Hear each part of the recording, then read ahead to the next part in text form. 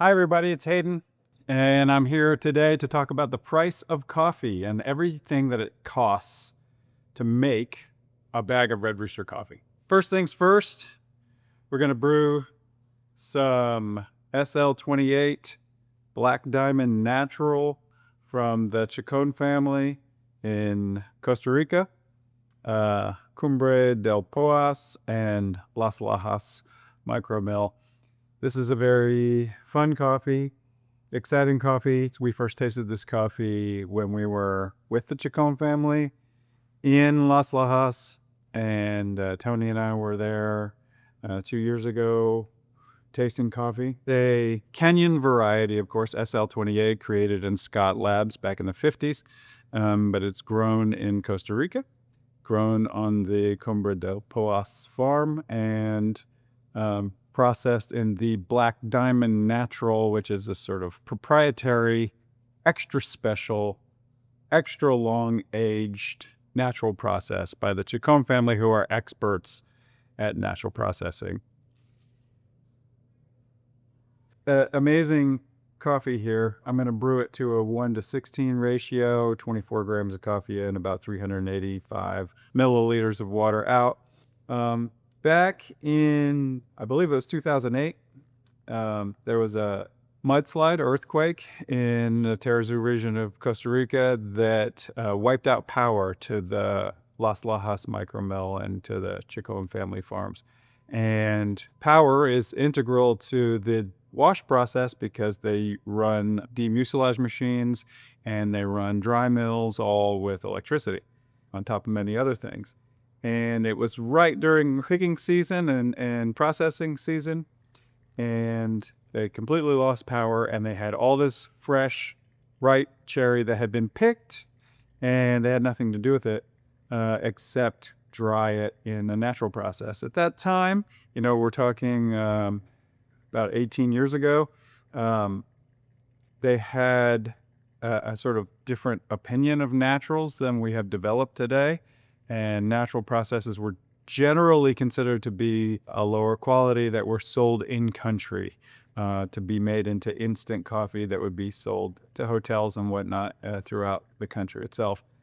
But the Chacón family was very dedicated to the processes of coffee and thinks a lot about coffee and works really hard to have the highest quality. So even in that moment of desperation, they dried and raked the coffee so that they were as perfect as they could make them. When it came time for importers to purchase the coffee and come and taste the coffee and see whether or not they wanted to purchase the coffee, they were pleasantly surprised by the quality of the naturals, even though typically washed coffees were those that were sold outside of country to the United States. By a sort of happy accident that was very stressful, obviously, at the time, lost power, earthquake, mudslides, and the possibility that you might not be able to sell your coffee to your main customers overseas, it actually turned into a really positive story because the Chacón family is today famous for their natural process and honey process coffees. This is an exquisite example of the natural process, the Black Diamond Naturale, as they call it. Of course, it is a SL28 variety, which just really ups the game. So when we taste it, we're tasting all kinds of really like classic Kenyan flavors like heirloom tomato and grapefruit. We also get a little bit of Sauvignon Blanc acidity. It's really bright, really sweet. It's almost effervescent in its brightness. And it's pretty exciting coffee. And we're selling it now as part of the Trust the Process series. So, all right, I'm going to stop at 383 grams or milliliters and let this coffee think about what it's doing now. After that little interlude, I'd like to talk a little bit about what it costs to create a bag of coffee for Red Rooster. And I want to just talk about the operational costs, the basic costs here at home first, because in some ways it's the simplest and the most straightforward for us. The first thing is probably the bag itself. This bag is one step in our sustainability initiatives. This is a post-recycled content So a PCR material is what they call it, which means that it is plastic that has been recycled and turned into this coffee bag. We used to use a compostable or biodegradable product, but have in recent times turned to the PCR content for two reasons. One is that the barrier is much higher and it lasts much longer, either on the shelf or at home.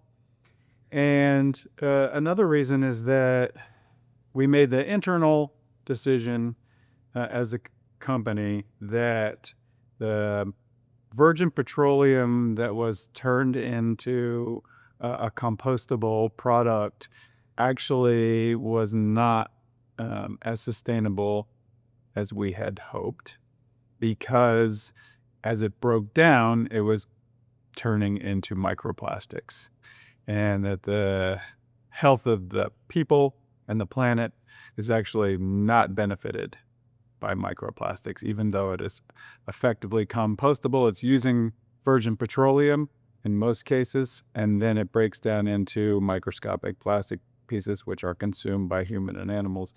And we decided that we weren't going to do that anymore. So today we're using the post-consumer recyclables. It's not a perfect solution, but it's the solution that we're currently working with. We're hoping one day to have a 100% PCR bag that is also recyclable, so that we would have a closed loop. And we're working with a couple of different companies who have that as a mission as well. And we expect we can do it here within the next few years, meaning that you could buy a coffee bag and you could put it into your stretch for recycling, and that one day that coffee bag would turn back into a coffee bag.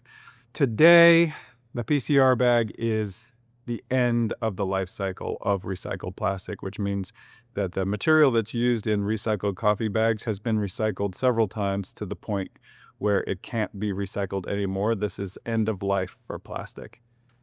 So in many ways, that's cool, and we're happy about that, and we feel like it fits our sustainability initiatives, but we're always looking for more and always looking for better. So PCR bags are more expensive than normal metallicized plastic bags that you would typically buy on a grocery store shelf by about a factor of 20%. So we add that in as our first point of cost. Now, of course, we have to fill the coffee bags, and it takes people to fill the coffee bags. So labor is probably our largest cost besides the green coffee. Benefits to that labor, we also factor in the matching IRA that we pay to our employees, so if they so choose. So all those factors go into the labor calculation to see how much labor does it cost to fill a bag of coffee. We have to do all the normal things that a normal business has to do, which is keep the lights on, keep the water on, pay the mortgage, and make sure that the building stays operational, and that our equipment and our team are able to do this work every single day. I'm going to drink some of this coffee before it gets too cold. All right. I'm going to taste some of this coffee before it gets cold, and I just talk all morning until the coffee's cold. Oh, yes.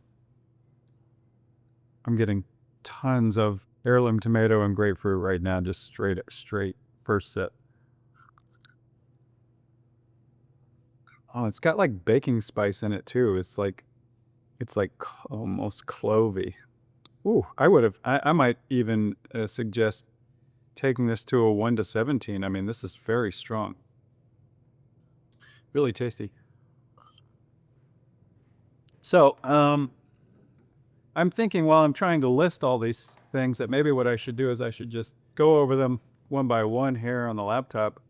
Yeah, so I'll just roll down these numbers really fast and I can tell you a little bit about them. Mortgage, rent, numbers, 25 cents per pound. Now, we just do this math by saying how much coffee did we roast last year, and divide that out by how much did we pay for all these things last year. So it's pretty rudimentary math, but it really helps us pricing our product and thinking about how much it costs to do business. Labor is $2.50 a pound. We have 27 employees in the coffee roasting business, and then we have another 20 employees in the cafe and in the childcare business. So that's the third cost here, which is 18 cents a pound for Yellow Hen Childcare. We're the only coffee roaster in the country, maybe the only coffee roaster in the world that has a on-site childcare facility where we charge $2 an hour to the parents to have their kids on site here at Red Rooster, where they can drop their kids off every morning at 8:30, come to work, and know that their kids are being taken care of right here in the same building as us. So, healthcare benefits, 21 cents a pound. Dental benefits, 2 cents a pound. Teeth not quite as valuable as the rest of your body, but still important. Our IRA match is 3 cents a pound. We also calculate the freight in. So every shipment of coffee that we have coming in, green coffee that we have coming in, costs us 13 cents a pound. Shipping out, we offer free shipping above $50, and we undercharge for shipping on our website based on the fact that USPS and UPS are expensive, and we don't want to charge our customers quite so much. And so it costs us 65 cents a pound to ship coffee out to our customers. Our advertising and marketing costs are 61 cents a pound. Now that one's pretty high, right? But it costs a lot to be able to tell people about product. And also our marketing team is working really hard on all that transparency information. Like every single coffee that we have takes a lot of work to buy it and to organize all the information about the producer and the processes and bring all that information to you as the customer. And then our packaging and printing, that's the bags and occasional stickers that need to go in front of the bags, and anything that has to do with telling you what is inside that bag of coffee. That's 79 cents a bag. That's down from when we used to screen print bags by hand, when coffee bags were costing us more like $1.40 to $1.50 a bag. And that is something that we did for well over a decade. I think about over a dozen years even. We had every single coffee bag screen printed by hand here in Floyd, using water-based inks on a bag that had a paper exterior. And I can tell you, they looked amazing. They were works of art individually. But of course, as our number of SKUs grew and the organization of keeping track of 25 or 30 different hand-printed bags and making sure that they were ordered and available on time, it eventually just became overwhelming, and we had to move on to something else. So miscellaneous supplies, and that's like paper and the printer. That's UPC stickers. That's any sort of random thing that just goes into the creation of the coffee bag. That's about 16 cents a bag. Utilities, 7 cents a pound. That's propane, electricity, telephone, anything that you can imagine that you have to pay somebody else to do. Water, for example. Janitorial and repairs and maintenance. That's 6 cents a pound. We had a situation where our biggest coffee roaster, it's a 70 kilo Loring, failed on Black Friday, which traditionally, and 2024 was no change, is one of the biggest roasting days of the year. We roast ahead for huge Black Friday sales, and on that day, the main coffee roaster went down. We had to call in contractors. We had to have our on-site facilities manager working on it all day long.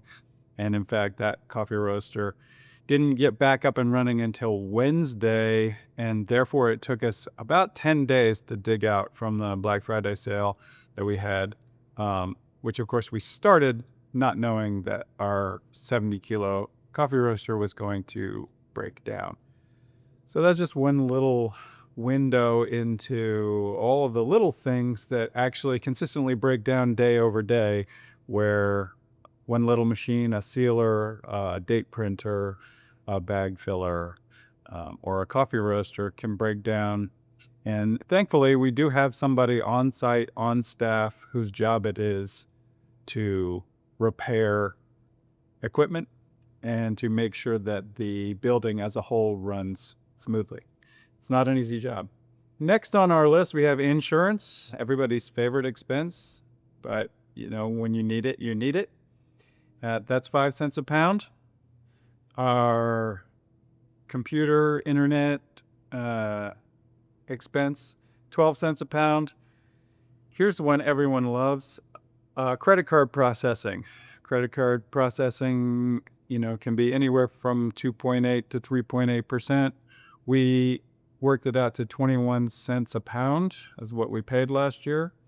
Miscellaneous broad expenses like unexpected expenses end up being about 14 cents a pound. Property taxes are 1 cent a pound.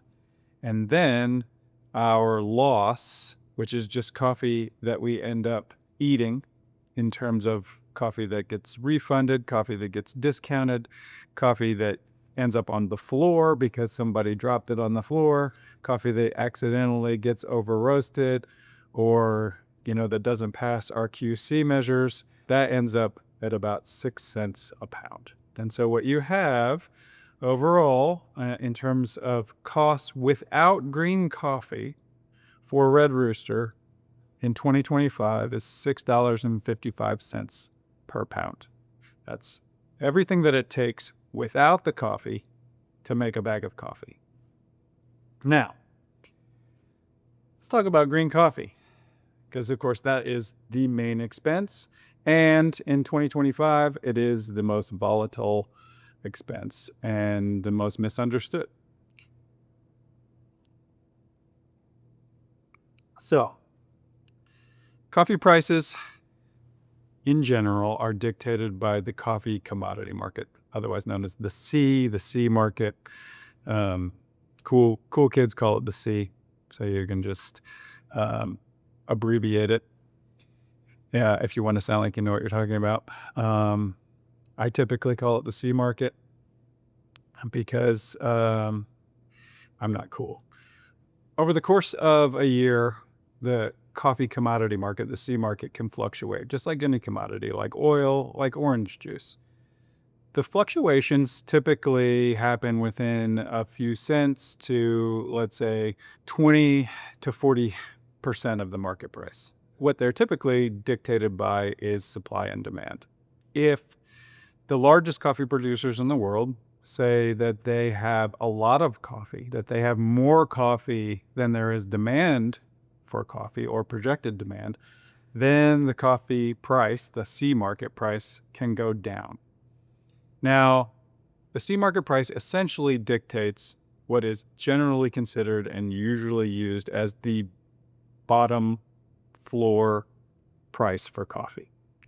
Meaning that if I wanted to buy coffee from Brazil at the cheapest possible rate, which is the highest producer of coffee in the world, Brazil is the largest producer of coffee in the world, then the C market would tell me what price I'm going to pay, basically. Red Rooster doesn't buy that coffee. Red Rooster does not buy the cheapest coffee in the world. Red Rooster buys the most expensive coffee in the world, frankly. The top 1% of coffee in the world. And that coffee is set by using the floor of the C market plus a price differential, which is usually based on quality. What we buy is based on quality. So the price differential in many cases is based on the country of origin, the quality of the coffee that you're going to buy, the producer that you're going to buy it from, and a relationship that you have with the producer over time. For example, we purchased this coffee when the C market was somewhere in the neighborhood of $2.50. We paid closer to $9 a pound for this coffee. Why did we pay $9 a pound for this coffee? Because it's exceptional. Because there are only 6 or 7 bags of it available in the world, and we bought one of them. So we are very happy to be able to get our hands on that bag of coffee And we're very happy to pay $9 a pound for this kind of quality. And I'm very happy to be drinking it right now. Let's go back to the C market. Today, as we speak right now, March 18th, the C market is at about 380, 381. When we started in business in 2010, the C market was at about $1.10. Now, the C market does not care about fairness. The C market does not care about people's feelings. The C market only cares about supply and demand and what people will pay. And what that means is for many, many years, for most of the time that we've been in business, the C market has fluctuated between underpaying coffee producers for their work and labor and just paying them enough to give them a sense of hope so that they will continue to produce coffee. Now, in many countries, the cost to produce coffee is greater than the C market price if that price is hovering somewhere between $1 and $1.25. Oftentimes, the price of production in a country like El Salvador, which doesn't have a great infrastructure and has exporting issues, will be closer to like $1.80. And for many years, the coffee C market was hovering around 120, and producers in El Salvador were losing money. In many cases, with every pound of coffee that they produce, they were losing money. This problem is one that specialty coffee roasters are very familiar with. And specialty coffee roasters aspire, in most cases, certainly in Red Rooster's case, to try and solve this problem by paying high quality premiums, by making sure that we're paying several times over the price that's set by the C market, and making sure the producers would make $3, $4, $5 a pound for really exceptional coffee. You probably noticed that coffee prices are going up today, that everywhere you look, from Reuters to Business Insider to Forbes to the Wall Street Journal, there are articles about how the price of production is going up. The coffee commodity market is going up. Why is that? Why is coffee price going up today? The main answer is, again, supply and demand. There is a major drought in Brazil. There's a major drought in Vietnam. The drought was so severe that it actually damaged coffee trees. Nobody really knows just yet how much they damaged coffee trees, but production went down. Supply went down in the two largest coffee producing nations in the world, Brazil and Vietnam. Meanwhile, demand is ever growing. Demand in the United States is growing. Demand in Europe is growing. Demand in Asia is growing. Demand in China is growing. And if China ever decided, as a country as a whole, that they were going to drink as much coffee as Europeans, the demand would be almost out of control. So while demand goes up, supply goes down, coffee commodity price goes up. Coffee prices on the commodity market have been extremely volatile over the past year. They've gone all the way from about $1.50 to over $4, with the highest being about $4.30, whereas today it's about $3.81.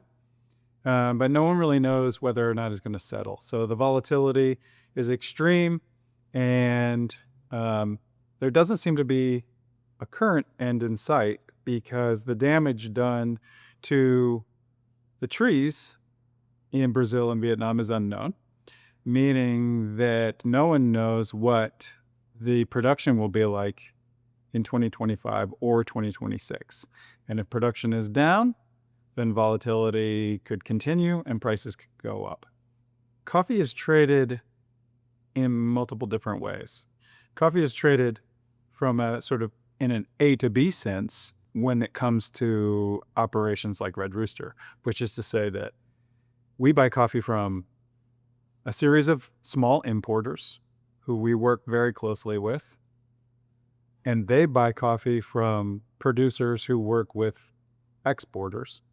And so we buy coffee, we roast the coffee, we sell it to the consumer.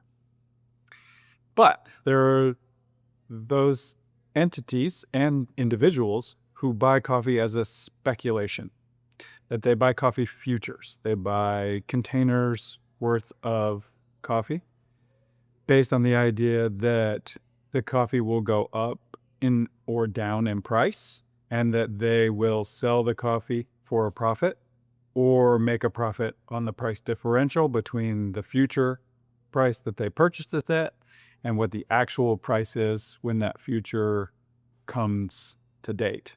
The fact is there are two different ways that coffee is purchased and sold. One is a one-to-one relationship that is consumer-based, that has to do with a manufacturing relationship like any other. You buy the raw material, you produce it, and you sell it to the consumer.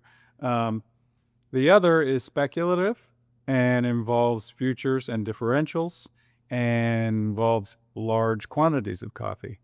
And over the course of the past year, we've actually had a seesaw effect of futures traders buying coffee and predicting that the coffee price will go up and holding on to that asset as if it were gold. Because if they buy it at $3 and the price goes up to $3.50, well, if they hold on to it until the price is at $4, they've made that much more of a profit. The same is true for exporters and producers up to a point where they can hold on to that coffee and make more money if they hold on to the coffee until the price goes up, as they should, because they want to make money. Then there comes a point, and this is a wrinkle that I think a lot of people don't understand about the way that coffee is produced and the way that the coffee market works at origin, which is that most producers borrow money year over year in order to produce coffee, in order to farm coffee. They borrow money from banks who exist for that purpose, to loan money to producers, to loan money to coffee farmers. They cultivate the coffee, they pick the coffee, they process the coffee, they sell the coffee, they pay the bank back, and they keep the difference as their profit. They're paying interest in order to make sure that they have enough cash to actually produce the coffee. If a producer needs to pay the bank back, it doesn't matter what the market is at, they need to sell their coffee in order to pay the bank. So this year, we've had the most dramatic seesaw back and forth between people holding coffee and waiting for the price to go up and not selling it so that they could sell the coffee at the highest possible price, and then suddenly needing to sell all their coffee so that they could pay the bank back, so that they could start picking again, start processing again, and have a product to export for 2025. And we've just watched that go back and forth. It's affected price volatility, and it's just affected the emotions of producers and of roasters. In many ways, this is the year of the comeuppance for roasters who lived for many years off of the backs of cheap coffee from producers and made money. In a certain way, made money off of the backs of producers who were not making as much as they should for the amount of work that goes into creating an extremely high quality product. The work that happens at origin is many months long in terms of picking coffee, processing coffee, milling coffee, and exporting coffee, compared to the work that roasters do, which frankly takes about 15 minutes to roast that coffee. And then in the case of Red Rooster, we can roast and fill all of our orders in one day and start it all over again the next day. So one can't exist without the other. They are equally important to the process of getting coffee to the consumer. As much as it is painful, we're also in a period of finding equilibrium, both in a monetary sense and maybe in a sort of like structural sense for how coffee gets from the place of origin to the consumer. Let's go into what it actually takes to get a pound of coffee at origin and think a little bit about those costs. Most producers, regardless of size, tend to involve some seasonal labor to go and pick coffee individually by hand. Every coffee bean at Red Rooster is picked individually by hand, and it is picked at peak ripeness. Now, of course, if you've ever picked fruit before, you know that all fruit on a tree doesn't get ripe at exactly the same time. It takes several passes. So that first pass, you're just seeing the beginnings of red ripe cherries throughout trees. It takes a coffee tree 3 years from planting to bear fruit. So that means that the investment for a producer begins before they can ever get a product off of that tree. They have to wait for the coffee tree to grow. The coffee tree is pretty hardy, but it definitely takes a certain amount of cultivation. It likes shade and it likes to be taken care of. It's very susceptible to disease, funguses, insects. It's very difficult to bring coffee to fruition without pesticides and herbicides. And that's a balance that a producer has to make a choice about. Now, a lot of what we buy, obviously, is certified organic, which means that producers who are growing the coffee that we sell that's organic are sacrificing yields. They're having their coffees yield less fruit because their coffees are getting damaged by leaf rust. They're getting damaged by oris de gallo. It's getting damaged by the borer beetle. And that means that we need to pay them a premium for that coffee. And, that premium is often set by the cooperative that they would sell their coffee into. But it's not just about the fact that it's organic and that it takes more work to grow organic. It's actually that in many cases, those farmers are seeing yield loss of 50, 60, 70% compared to what they could be producing if they sprayed their coffee. So that's one thing to consider when buying organic coffee or thinking about purchasing coffee. They're picking ripe coffee day over day over the course of 3 or 4 weeks to pick all the coffee. And they're processing that coffee. The process of washing the coffee is still a pretty intricate process. Demucilage the coffee, put it into water, into holding tanks that will break down the mucilage a little bit, bacterial yeast, natural fermentation happening in those tanks, and then oftentimes a second demucilage machine, and then drying that coffee on patios over the course of another 3 to 4 weeks, which in my experience involves hand raking the coffee every single day, all day. Large patios in Central America, concrete patios that would be reminiscent of an outdoor playground or basketball court, in which the laborers would spend the morning raking the coffee out flat so that it's all exposed to the sun universally, and then spend the entire afternoon raking that coffee back up into a pile and covering it with tarps so that it doesn't get moisture on it overnight, condensation of moisture. Then in the morning, taking those tarps off and raking it all back out again, eat lunch, come back, put it all back into piles every single day for 3 to 4 weeks until the coffee reaches the right moisture, which is typically 11 or 12% when they start to put it into bags to be stored in the warehouse. Of course, the coffee is located in the mountains. The coffee farms and the coffee mills are all in the mountains. Once that coffee is put into bags, Then the coffee has to be taken to the port, where oftentimes it's going to sit for an unknown period of time before it gets on a ship and makes its way to port, wherever that port might be. In the case of Red Rooster, most of our coffee is going to come in either through Florida and Jacksonville, or through continental New Jersey, or those ports in New Jersey. Occasionally Baltimore, occasionally Anaheim, California. Just depends on the coffee that we're purchasing. But that was just a little look into the wash process. Natural process is, oftentimes 10 to 15% more work, and therefore 10 to 15% more expensive when you're buying it at origin. And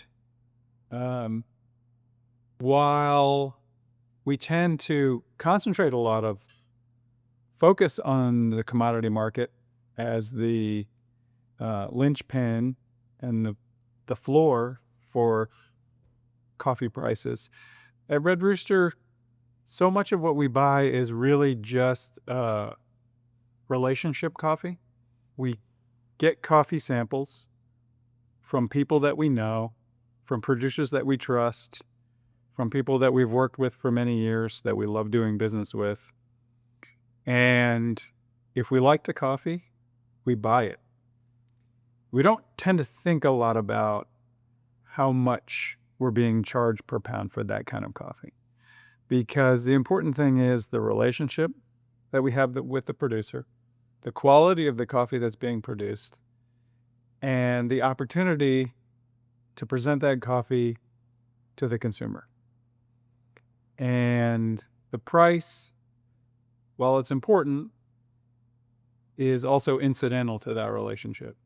One of the strongest ways to support a coffee farmer or a coffee producer is to have a relationship with them year over year. Oftentimes, experimental processes are expensive.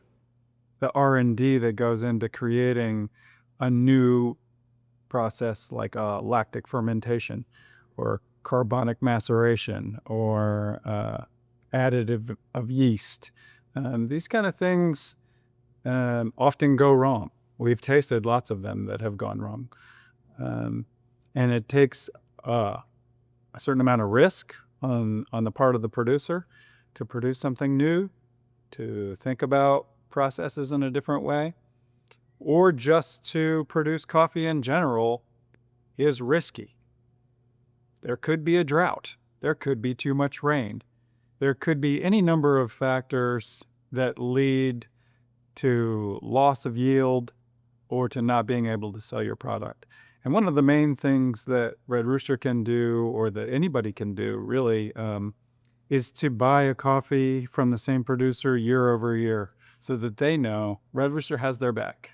We're going to buy 20 bags of coffee from the Agaseki Cooperative in Rwanda this year. We're going to do the same next year so that they know that they have that coffee sold.